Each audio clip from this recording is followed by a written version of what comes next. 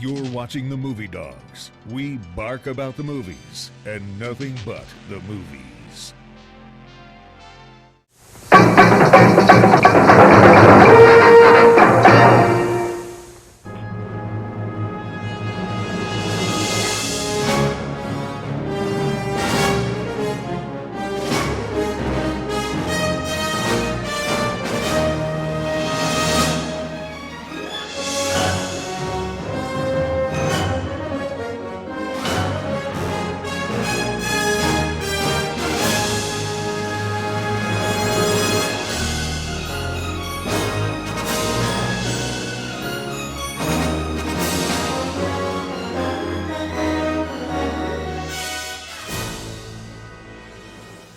We take a bite out of the movies.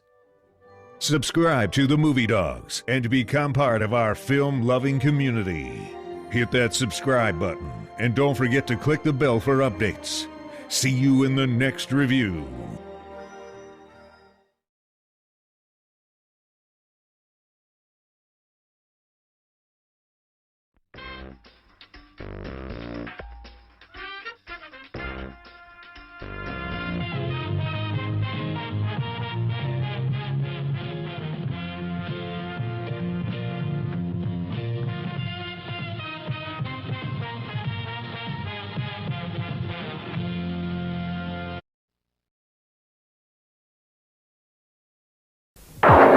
Steven Spielberg presents Back to the Future, a Robert Zemeckis film. Marty leads an ordinary life. No McFly ever amounted to anything in the history of Hill Valley. Well, history is going to change. And 1985 is not his year. But Dr. Brown is about to change all that. Are you telling me that you built a time machine? What of a DeLorean? He's sending Marty 30 years back in time. Look! It's a flying saucer from outer space! Now, he's trapped in the past, It's got to be a dream. about to meet Chocolate. his future father. He's a peeping Tom. Wow! And he's making an impression on his mother. He's an absolute dream. And he can sleep in my room. Anything you do could have serious repercussions on future events. Now, he's got to make his mother and father fall in love. For crying out loud, I haven't even been born yet. And only Dr. Brown can help him get back to the future. Are you telling me that this sucker is nuclear? Precisely. Michael J. Fox, Whoa, this is heavy. Christopher Lloyd, There's that word again, heavy. Why are things so heavy in the future? Is there a problem with the Earth's gravitational pull? Back to the Future.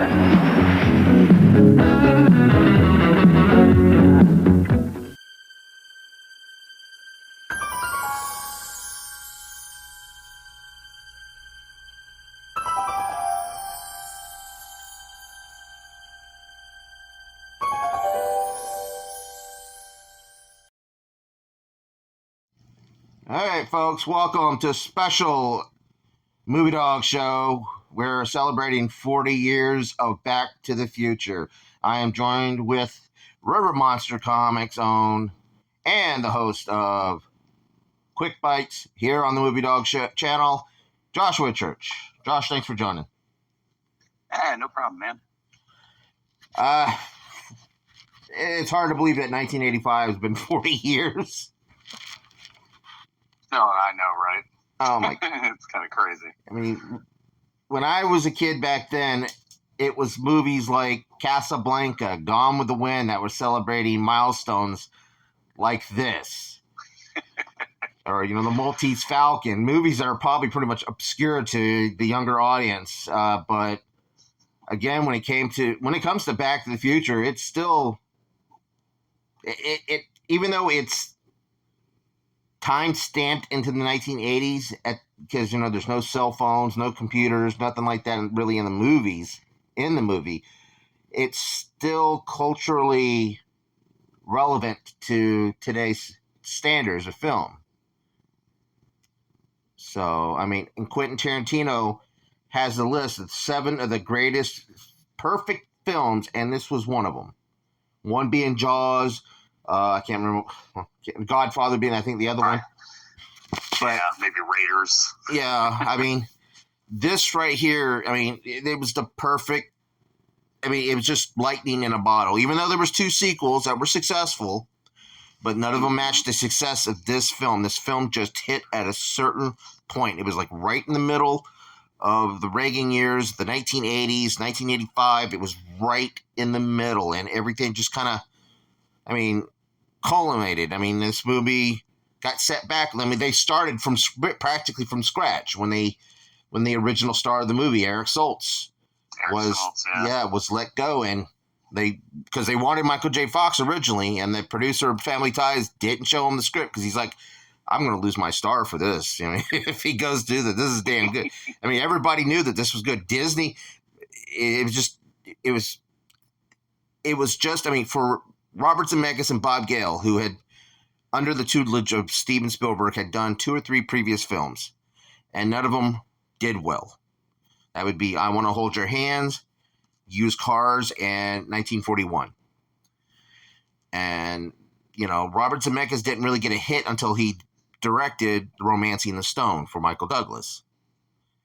And it was because of that, more light was able to shine onto the script for Back to the Future. Josh, before we go into any more further other those details, when was your first time you remember seeing this movie? Oh, geez. I know it was very early. I watched it when I was very young. I think my mom introduced it to me because she was always the one that had me watch all the iconic movies and Star Wars and everything else. But I mean, for me, I remember distinctly watching it and it just being like you said, one of those movies that just feels perfectly timed, you know, as far as the pacing, music, like the everything about it. It filled, and again, with the, you know, kids our age, it was also that hope for the future, the, you know, the what's the year 2000 going to be like? Are we going to have flying cars and all this kind of stuff? And so it was so permeated in the timeline of the era. Where are we going to have a Terminator future? Are we going to have a Back to the Future, like, you know, Star Trek kind of a thing? Is going to be good. So it kind of just landed right at the right moment. And for me as a kid, I was instantly enthralled. And of course, everybody wanted a DeLorean and wanted to be cool like Marty and skateboard and all of that stuff. So I remember it landing pretty hard. I remember coming home because I didn't get it around this time, even though I think 1985 for me as a child was probably my favorite year. It was also, you know, the year prior, my mom had just had a baby, and then she got sick with cancer, and that was a 10-year-long battle. But we never could go to see it in the theaters. I always, because I was a big fan, I loved Family Ties growing up. And I thought Michael J. Fox was, and I thought Michael J. Fox was just the coolest character. And I just, you know, I remember coming home from school, and it just came out on VHS that week. And then my dad always had good relations with people who, it was at Curtis Mathis, when Curtis Mathis used to sell or used to rent out VHSs. They used to do TVs, and, you know, they were kind of like the Rent-A-Center of the 1980s. And they had, you know, they saved it for us. And I can remember coming home, and it was sitting there, and she says, go do what you need to do, get yourself ready, and we're going to watch it, you know, during dinner. And I remember watching it, and of course, being the VHS version, the original VHS version, the to be continued, because it hadn't been announced yet until VHS, you know, until that VHS moment that it said to be continued, because that was added for the VHS version, that there's going to be a sequel. They greenlight a sequel, because, you know, this is 86. You know, back then, you know, you waited a little bit after the movie was in theaters to, you know, nowadays you're like, they're ready to sell it the moment it's out on theater. Pre-order, screening, you know, download, all that stuff. And kids, you don't know nothing about, if any kids are watching, it's mostly guys our age watching and listening to us. But it's just, you know, but, you know, it is. This was a different time, and it was a different place. It was a much, I mean, I wouldn't say it was a simpler time, but, you know, just for, you know, as a kid and everything, you know, it's your mindset. You know, things were kind of sheltered you in a certain way, if you're lucky enough to pop culture operated in such a different way then. Yeah. There was no internet. There's no cell phones. Like everybody percolates information through stuff they saw on TV, stuff in the movies, stuff in the zeitgeist that people would bring up when they're around at school and at work and wherever. So it's a completely different kind of energy of something like that gets big.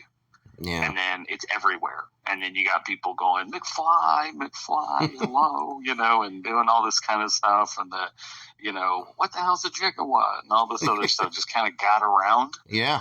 And people just, naturally were like, oh, yeah, Marty and Doc.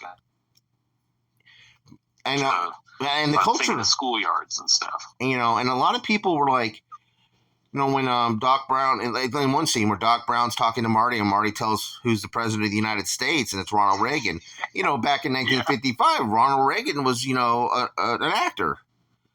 Westerns. Yep. Yeah, Westerns, and just, a lot of Bedtime for Bonzo, people forget that. He was kind of a B-list actor at the time, but, again, people, Ronald Reagan, the producers were kind of afraid that, he was going to be mad. Ronald Reagan absolutely loved that part. He'd had the people, the projectionists at the White House stop and rewind it because he thought it was just the coolest thing. I'm pretty sure he was like, shit, people remember I was a freaking actor, because before he was a governor of California. And he referenced it later in one of the State of the Union. That's right. We don't need roads line, Yeah. It's pretty great. I mean, when you get to that pinnacle, your movie is right up there with Star Wars, Jaws, Gone with the Wind, and The Godfather. You are stapled in, American culture forever. Yeah. And this movie even got requested a royal treatment when it came to the UK and Great Britain. Princess Diana had asked for to be at to have the premiere, the European or the UK premiere there, and it became the biggest movie in the world. Michael J. Fox was at the time the biggest star in the world. Yeah. A hit show. He was on Pepsi commercials. Pepsi revenue was going up because of him. And the show, in this movie. And to think when he was filming, I mean, he was so exhausted because he was filming and then hopping in a vehicle and going to the other set and sleeping between takes. And I know. It's crazy to imagine how insane that must have been for him. Yeah. And especially to have it pay off. Yeah. It's really awesome. I mean, and just prior to this movie, the movie he did was Teen Wolf, and they were scouting. Yeah. Awesome. Yeah. And they were scouting for Back to the Future while he was filming, and he had talked to some of the scouters, and they told him what they were doing, and he was, oh man, that would have been so cool. At the time, Eric Stoltz was latched onto this movie, and just to think, just within a couple months change, he's locked into this, and and people don't give that enough credit of what Michael J. Fox put his body in his mental state, because it had to have been. I mean, I'm not saying he was doing drugs and everything, but he had to do some type of prescription medicine to keep him going, at least, something just to survive. I mean, he was sleeping less than 5 hours of sleep. That or a lot of fucking caffeine, man. More likely, either that or just lots of coffee. But it was worth it, from what I hear. That Eric Stoltz, he also a very good actor. Yes. Was taking it very seriously, mm-hmm. and was doing it almost like a drama, and the tone of the film completely changed around him. And then because of his intensity, he didn't really mesh well with Tom Wilson and some of the other guys. He almost broke Tom Wilson's collarbone in the cafeteria fight, and just all this kind of tension on set. And it was, once it switched to Michael J. Fox, even though it added to the budget to refilm all the stuff, it just worked better. The tone was better. What Michael J. Fox brought to the role, was humor and fun, and brought that to set too. So it changed the entire thing. I mean, you think in some alternate reality, it wasn't as good. Yeah, and it didn't land. It's crazy. I mean, just how one guy can change everything. And it's funny because it was the studio head, Sid Schallberger, if I'm saying his name right, wanted Eric Stoltz, because Eric Stoltz had been in a lot of Universal movies at the time. He just did Wildlife. Yeah. And I think what it was, he says, if it doesn't work and everything, I'll let it pass that you'll have to restart everything.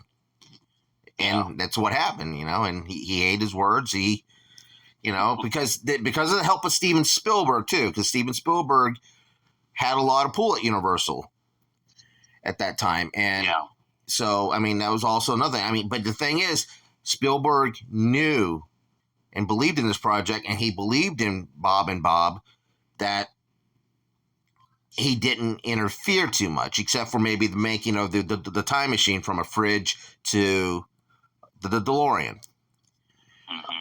But again, you said, in an alternate reality, if the original script had made, this film would have been completely different, and it probably would have been just looked at as another science fiction movie from the 80s. If they had done the atomic blast and then Marty in the fridge and Marty, it's one of those things where you, like you said, is lightning in a bottle or, lightning on a DeLorean. But it's kind of like one of those just everything came together. Yeah. Kind of movies where every piece had to work. But the fact of all these really good actors putting a good performance, the music, the cinematography, all of it had to come together. And when you watch it now, it's still like, even all these years later, even though it's very a product of its time, it still feels timeless in a way. Yeah, it is. And as I said, that's what it's weird about, because it's very steeped in it's time stamped in the 1980s, but you can give me a tab and Pepsi free and all those kinds of things that aren't things anymore. Yeah. And my kids love this movie. My kids love this movie. And, and these are kids that are used to TikTok type of. Yeah, exactly. Their attention spans are much shorter than it used to be back in them days, like ours. Mm-hmm. But, And it's become, for me, weirdly enough, like a barometer of like my place in time space, I guess. Yeah. Of like, because you can't help but think to yourself, man, when I was watching this when I was a kid, the 50s felt so long ago. Exactly. And like, I can't even imagine going back to the 50s, but now you go, oh my God, that'd be like going back to like the 90s now. Yeah. Which is weird for me to think about, but yeah. And again, this sprung from this simple idea of Bob Gale looking through his dad's yearbook and finding out that his dad was a class president and was a valedictorian and just a very popular guy, which Bob Gale. I'm like, what? Yeah, and Bob Gale wasn't. And the simple question is, if I went back into time and met my dad, would we be friends? Yeah. Which is such a cool premise right off the bat. Yeah. Of just all the things that your parents did that maybe they never told you. Yeah. Things that they omitted. Facts and details about their lives that you would have never known. Yeah. And then to go back and see them, you'd be like, oh my God, either this guy's a spaz or I don't like him, or yeah, he's awesome. It's just, it's cool. And it leads to a lot of the funniest bits in the movie. I remember, it's like with my mom, I was 18. I've dated an older woman, probably about 12 years older than me. And I was 18. But my mom hated it. Oh, she was mad. And I brought up the question, I'm like, Mom, you were 18 and Dad was 32 when you guys got together. And she's like, that's beside the point, Billy. And it's like, do as I say, not as I do. Yeah, and then when I watched that part, I kind of looked over at my mom, and like a couple years later, watching it again on VHS, kind of looked over at my mom. She's like, just shut up. I would never sit in a parked car. Yeah. I wouldn't drink. Yeah. And then here she is, geez, you smoke too? You're starting to sound like my mother. Yep. But again, it's just, and I can remember one of the fondest memories I had was watching my youngest brother, Matthew. He got his Ghostbuster Playhouse from the real Ghostbuster set. Yeah. And he'd tie it up, and he'd make a little mock of downtown Hill Valley. And of course, there was no Back to the Future merchandise at all at this time. Yeah. And around this time, all we had, all we had back in them times, you just have you had the video games from part 1, 2, and 3 from Nintendo. You had the Solar Shades from Pizza Hut, and a companion book that came out for 2 and 3, and some posters, and that was it. Yeah, there's no like toys. There's nothing. I think there was a card set that came later, but like there wasn't a lot of merch. No, not like nowadays. Time before all of a sudden it's like now you can go, oh, I can get a mini DeLorean. Like I have the Lego DeLorean. I have Hot Toys, Marty and Doc, and all this. But it's like back then, you had to kind of make your own. Yeah, my brother did. Your own stuff or pretending. Yeah, he used the Ecto one because it made the noise that kind of like almost symbolized the DeLorean's noise that it would make, and he would reenact that entire scene. He would just reenact. And this was almost a daily for a longest time. It was daily. I'd come home from school and my brother Matthew, he'd be reenacting it, But but again, again that's so funny. Stamp It's like how much that stuff was just like not available. Yeah, and you had to kind of make do. I mean, there was no action figures until like 10, 12 years ago from Retro Toys. Yeah, Retro Factory. Yeah. I mean, I know for a long time, even in the modern era, for a long time, like if people wanted 12-inch 6-scale Marty and Duck, just had to customize it and make it yourself. It took even big companies like Sideshow or Hot Toys forever to actually get around to doing it. And I don't know how much of that was like a rights issue or I don't know. I do know that Zemeckis is really against a remake, which I am too. Like So it wouldn't work. He was involved in that. But Back to the Future, I feel like is one of those movies that it fails my remake rule. Yeah. My remake rule is, does it have a good premise, and did it not quite live up to the premise? And if it didn't, then it's worthy of a remake. So like Running Man, they're about to doing right now and almost done, or They Live or something like that. But Back to the Future is iconic and classic. Yeah, it's like with Steven Spielberg and E.T. He's very protective of E.T. You can't remake those movies. Yeah. They're too perfect. And I mean, granted, if you wanted to do some weird, long away kind of reboot, or not a reboot, but a continuation, sure. But Zemeckis would have to be dead. Because he'll never let that happen. That and Bob Gale, because I think Bob Gale kind of like, pressed that too. Bob Gale, yes. Those guys are kind of united. Yeah. And we don't want that. I mean, there's a musical that I think right now plays overseas. Yeah. Which I'm interested in. I almost went and saw it in New York when I was there, but I wasn't able to go. Yeah. I mean, that interests me. I hear it's good. Well, I hear it's really good. Yeah. A friend went. He loved it. But he said it was really cool. Yeah. I mean, but again, and there was the animated show there for a couple of seasons that Christopher Lloyd would do little live action segments for it, and awesome Universal Studios ride, which aren't there anymore. But I wish it would have stayed. I think they kind of brought it back for like Universal Days or something, that kind of thing that they do temporarily for a little bit in some places. But again, this is a ride. Let me tell you about this ride, folks. I went to Universal for the first time in my life in late 2001, after everything had happened in 2001. And of course, tourism back around there was dead at the moment. And I went around Christmas time when they were doing the Grinchmas. And I rode, and again, not many people in the park, but I rode Back to the Future, which one ride I was going to do first. I rode that at least 7 or 8 times. Back to back to back to back. And, such a good ride. And this is the ride that saved that park. Yeah, for down there in Orlando. Because I honestly, I remember going during the 90s and, the Jaws ride was great. T2 was great, but Back to the Future, it was one of those that, similar to T2, felt like it fit in the narrative. It was almost like they wrote it to work as here's Doc, and you're going to get Christopher Lloyd, and he's going to walk you through the whole thing and be like, this is a test and all this. And it felt authentic, and the effects were done really well. The ride vehicle was cool. I wish they would do another version of it, just because I feel like if they can Universal remake should Kong, always have a Jaws ride, and they should always have a Back to the Future ride. It's just, I mean, it's like should they're be always going to their have that haunted ET ride. mansion. Yeah, it just, to me, it should, like, there's certain rides at Universal that should be the Jungle Cruise, Haunted Mansion, Pirates of that park. Yeah. And I don't know. They keep Men in Black. One of those things. Yeah, true. I guess. Yeah, I don't know. But get rid of one. First and foremost, get rid of that god awful Fast and Furious ride. Yeah. The Transformers ride, even though Megatron's. I agree. It's just, I don't know.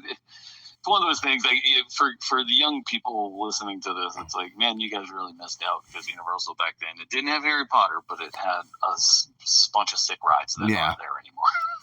So and that Alfred Hitchcock thing for existing then, and not you. Yeah, the Alfred Hitchcock thing was just absolutely fun. If you're a fan of making films, I always thought, the Earthquake as well, yes. Yeah. But shout out to Earthquake for being in Beverly Hills Cop 3, but with different. And they had a Cylon too. Like robots in it. Yeah, it's true. They just had random, like, we just put some stuff in there and make it look like something else. But again, when it comes to Back to the Future, we digress, folks. But it's connected to everything. Yeah, all roads lead back to the future. This is true. I mean, when you also had those performances, though, you had Christopher Glover, who really took his character. He was the standout, because Marty is the steward of the story, but George was the star character. Yeah, the heart. Yeah, and Christopher Glover was just, I'm sure, because of it being a science fiction fantasy, it kind of hurt it being nominated. But I think when it came to a supporting actor nomination, Crispin Glover should have gotten it. Yeah. He was I mean, and it's weird. It's funny to hear that, you had anxiety on set, but it worked, because it added this, like, twitchy kind of attitude to George. It made him really kind of, like, you see he's uncomfortable in his own skin. Yeah. And he has zero confidence. Which a lot of us have been there. Which a lot of us understood, and it was a way to connect to the audience. And if anything, it was nice to, as a flip, to have Marty parent his father into being a better man. Mm-hmm. And then have that come around at the end to see, oh, okay, cool. So, like, I learned something from him. He learned something from me. Yeah. And I thought that was really cool and well done. And a lot of it works because of the earnestness of Crispin's performance and his, like, back and forth with Michael J. Fox. Yeah. And just the obvious chemistry he had with the rest of the cast. Yeah, which is what makes the future of his character so sad, like in the rest of the movies where they couldn't get him back. But I think Leah Thompson, of course, who was one of the most gorgeous women at that time, still a very good looking woman for a woman in her 60s. Oh yeah, still beautiful now, yeah. And of course, she was just the darling of a lot of the movies in the 80s. She was a supporting character through all those movies in the 80s, but she was, she was in a lot of movies back then. Mm-hmm. Yeah. And then Thomas F. Wilson, he really, a guy who was nothing like his character Biff. No, and it totally made you believe that that's who he was. Yeah. I mean, he did such a great job doing it. And he is a funny guy. He's one of those goofy, funny guys. Nothing like his character. No. And then, of course, we come to Christopher. Believability. Yeah. And then we come to Christopher Lloyd, who is really a guy who I think can do everything. He just, a few years just got done doing Reverend Jim from Taxi, another TV actor like Michael J. Fox, and he's now known for two iconic, mostly now as this role with Doc Brown, that I don't think nobody can do it. Even the best impersonators at Universal. When we went to last time I went to Universal in 2019, my daughter just fell in love with Doc. She just loved Doc because she loved the movies. And the guy who was portraying Doc remembered her name when we walked by. He goes, "Oh, hey, Ocean, how you doing?" And she just thought she was the shit. She just thought she was the shit. I mean, she was just a little thing. This is about 5 years ago. 5-6 years ago.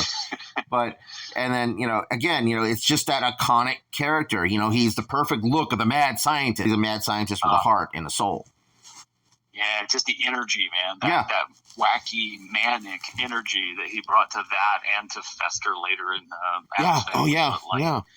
He just has this this bubbling kind of energy that it's funny to watch, because sometimes in scenes he'll play things understated and it works very well. And then when he plays things up really big, like slamming the door open and staring at Marty. Yeah. It's very operatic, theatrical. Absolutely, man. It just, I don't know, it just works, and it really elevates the film and makes every scene he's in just work. And then he can pull on the heartstrings and do the emotional acting when he needs to, and do that very well. Just one of my favorites. Such a cool guy. Yeah, and another reason, I think he should have gotten nominated for this film. Yeah, especially the third one. If not then, by the third one. Yes, the third one really hammers home the relationship. Yeah, and he was really great in the third film. Agreed. Yeah. But I have to say though, over the last 40 years, I think one thing that really also endures that there wasn't a lot of stuff that kind of pushed it down our throats, and a lot of. Because it doesn't take much but one bad film or one bad TV show, as we have noticed right through Star Wars or anything else like that it can really damage a franchise. Yeah. Yeah, true. There's not been a negative thing that came along that knocked it down. Right? Yeah. So, I mean, I guess I'm kind of glad, but, nowadays, now that the licensings are a little more leisure and easier to obtain in some ways, but again, for me, all I got is a little mini poster, the original by Drew Struzan. By the way, his poster work was amazing. And I have a little Johnny Lightning DeLorean that I got when I was at Universal at the ride when they had the little Back to the Future shops, and I still have all 3 of my VHS copies. Nice. And I have my first run DVD box set, and I have the 25th anniversary or the 30th anniversary box set. I will recommend too, if it's lesser known, but if anybody's never played it, they did. I think Telltale Games did. Yes, that's right. Future game, and they treated it like a fourth. Another company like that, but so good. Yes, and did treat it like the fourth movie, and it works really well. Yeah. I really like that one a lot. If nobody's ever played it, so just nice little thing. Of course, it was Back to the Future. I was going to try it. Same here. And by the way, folks, the Nintendo games, no offense, they were a pain in the ass to play. Yep, as per usual for movie licensed video games. Yes. If those people who don't know. We the older generation suffered through many bad ones to give you guys some good ones, so you're welcome. Well, Josh, in closing, how do you recommend this newer generation when you introduce Back to the Future? Again, it's always one of those recommendations of it's a family film. It's fun. It's if you've wanted to connect to your parents, if you wanted to understand your grandparents, even it's a movie about relationships and friendship and trying to make a name for yourself and become who you're supposed to be. And if you've got those same kind of feelings about life, you should check out the movie because it's fantastic. 10 out of 10 film and a must watch for everyone who's a cinephile or wants to know about movies. I absolutely agree. Again, this because a lot of movies before it and some after, PG was more or less meant for maybe an animated film. But prior to all that, a lot of R-rated movies were successful, especially from Universal. Universal would dish out an R-rated movie in a heartbeat. But this was a PG, and as you said, it was a family film, and it hit at the right time. So I do think that it can still, resonate. And, especially when it comes to little kids. You hit the little kids at a certain time, and something be like, oh, I like that. And, it stays in them like we did, Yeah. So. Honestly, it's like the sweet spot's pretty much anywhere from 8 to 15 Yeah. is like the perfect time to watch. And that coming of age time, just to understand who you are and to see yourself reflected in your family. Yeah. Well, I have to say, though, folks, Back to the Future, all three of them, really nothing different about them. They complement each other. They kind of, they kind of reflect each other, all three films. If you look at the poster, 1 person, 2 person, 3 person, and then you've got, some things kind of, they kind of recycle some of the situations, but it's just more or less, again, time has, time is what you make of it. Your future's not written, but time does repeat itself. And, history repeats itself in some fashion when it comes to certain things that you're like, boy, this looks familiar. Well, because it probably happened. Yeah. It's teaching us all to dodge the manure truck of our lives. Exactly. Exactly. To not be Biff. Oh, yeah. Don't be a Biff. That's a saying that never got made. Don't be a Biff. You're gonna hit some shit. yeah, exactly. Dodge the manure truck of your life. All right, guess what, folks? That's a new saying. That's a new shirt. Yeah, that is a shirt. Yes. All right, we're gonna sell those, Josh, in the shop. Don't be a Biff, or you'll hit some shit. All right, folks. Well. Josh, I appreciate you coming back on. Can't wait for your review. The new Superman movie's coming up. So, yeah. And again, almost time. Yeah. And again, folks, I appreciate y'all. This was, this movie, it means a lot to me. It is my favorite trilogy. I mean, people will be shocked when I say that because everybody always assumes it's going to be Star Wars. But Star Wars is not a trilogy. And it's a saga. And Back to the Future is the pure trilogy. And even Lord of the Rings. Lord of the Rings is not a trilogy because it's a continuation of The Hobbit. So there's 4 stories, if you ask me. But Back to the Future, it's a pure trilogy. Wasn't intended to be a trilogy, but damn it, the popularity of it turned it into one. And I do have to say that it's timeless, and I absolutely love it. All right, and you said, Josh, just now, off the mic, it's a movie about time ended up being timeless. Yeah.